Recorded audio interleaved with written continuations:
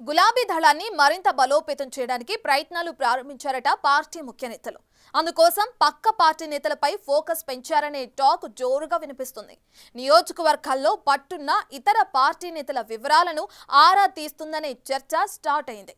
నియోజకవర్గంలో ఇద్దరు లీడర్లు తయారు చేసే పనిలో పడిందంటున్నారు. పక్క పార్టీల నుంచి జాయిన్ అయ్యే నేతలకు ఆఫర్లు కూడా ఇస్తున్నారన్న ప్రచారం ఆసక్తికరంగా మారింది.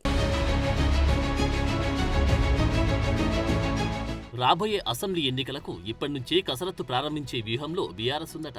పార్టీ బలోపేతంపై బీఆర్ఎస్ ఇప్పటి నుంచే ఫోకస్ చేసిందంటున్నారు. నియోజకవర్గంలో ఇతర పార్టీలకు చెందిన బలమైన నేతలపై ఫోకస్ పెట్టిందనే చర్చ ఇంటర్నల్ గా నడుస్తుందట.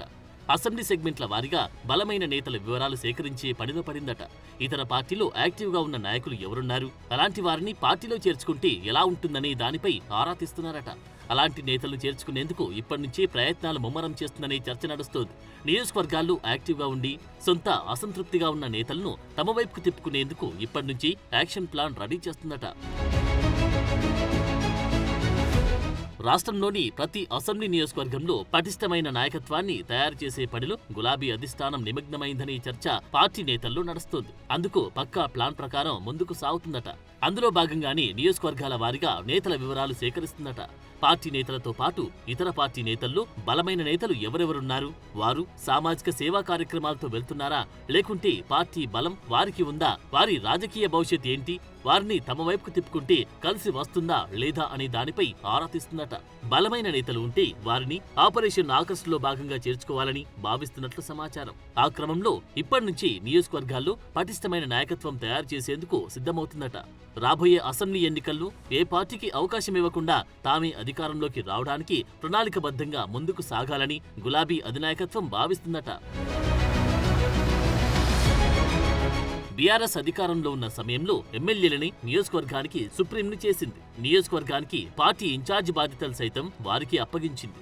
దీంతో ఆ నియోజకవర్గాల్లో మరో నేతను రాజకీయంగా ఎదగనివ్వలేదని ఆరోపణలు వచ్చాయి. అంతేకాదు, ఎవరైనా ఎదిగే ప్రయత్నం చేసినా వారిని అణిచివేశారని పలువురు నేతలు బహిరంగంగానే ఆరోపణ చేశారు. ఈ పరిస్థితులతో సిట్టింగ్ ఎమ్మెల్యేలపై వ్యతిరేకత రావడం, ఆరోపణలు వచ్చిన నేతలను 2023 అసెంబ్లీ ఎన్నికల్లో పోటీ చేయించడంతో ఓటమి చవిచూడాల్సి వచ్చిందంటున్నారు. అటువంటి నియోజకవర్గాల్లో బీఆర్ఎస్ సెకండ్ గ్రేడ్ నాయకత్వం లేకుండా పోయింది. అంతేకాదు, పార్టీ క్యాడర్ను గైడ్ చేసే నాయకత్వం లేకుండా పోయిందనే చర్చ నడుస్తుందట. ఈ అన్ని పరిస్థితులను పరిగణలోకి తీసుకున్న బీఆర్ఎస్ అధిష్టానం ప్రతి నియోజకవర్గంలో ఇద్దరు లీడర్లుండేలా కసరత్తు ప్రారంభించిందని టాక్ వినిపిస్తోంది. ఎవరు పార్టీ మారినా నేతలకు కొదవలేదు. తాము బలంగా ఉన్నామని క్యాడర్కు భరోసా ఇచ్చేందుకు పక్కా ప్రణాళికలతో ముందుకు సాగుతుందట. పార్టీలో చేరే నేతలకు ఆఫర్లు కూడా ఇస్తున్నట్లు సమాచారం. పార్టీ నియోజకవర్గ ఇన్ఛార్జ్ లేదా రాబోయే ఎన్నికల్లో పార్టీ టికెట్ ఇస్తామని భరోసా ఇస్తున్నట్లు గుసగుసలు వినిపిస్తున్నాయి. 2 రోజుల క్రితం ఆర్మూర్కు చెందిన బీజేపీ నేత ఆలూరు విజయభారతి పెద్ద సంఖ్యలో తన అనుచరులతో కలిసి బీఆర్ఎస్ లో చేరారు. ఆమెకు పార్టీ అలాంటి ఆఫరే ఇచ్చినట్లు ప్రచారం జరుగుతుంది. డైరెక్ట్ గా పార్టీ అధిష్టానంతో ఒప్పందం కుదుర్చుకొని ఆమె పార్టీలో చేరినట్లు నేతలు చెవులు కొరుక్కుంటున్నారట. ఇలా మరికొన్ని నియోజకవర్గాల్లో ఇతర పార్టీల నేతలకు గాలం వేస్తున్నట్లు ప్రచారం ఊపందుకుంది. ఎమ్మెల్యేగా పనిచేసిన నేతల పనితీరు ఆశించిన మేర లేకపోవడంతోనే పార్టీ ఈ నిర్ణయం తీసుకున్నట్లు సమాచారం. పార్టీలోని నేతల పనితీరు మార్చుకోవాలని సూచించినా మార్పు రాకపోవడం, ప్రజల్లో ఉండకుండా రాజధానిలో మకాం వేయడం, కొంతమంది నేతలు అసలు పార్టీ కార్యక్రమాల్లో పాల్గొనకపోవడంతో పార్టీ క్యాడర్లో అసంతృప్తి ఉన్నట్లు పార్టీ చేయించుకున్న సర్వేలో వెల్లడైనట్లు గులాబీ నేతలు అంటున్నారు. దీంతో ఆ నేతలకు చెక్ పెడితేనే రాబోయే ఎన్నికల్లో మెజార్టీ సీట్లు కైవసం చేసుకోవచ్చని భావిస్తున్న పార్టీ పక్కా ప్రణాళికలతో ముందుకు సాగుతున్నట్లు పార్టీ నేతలు తెలిపారు.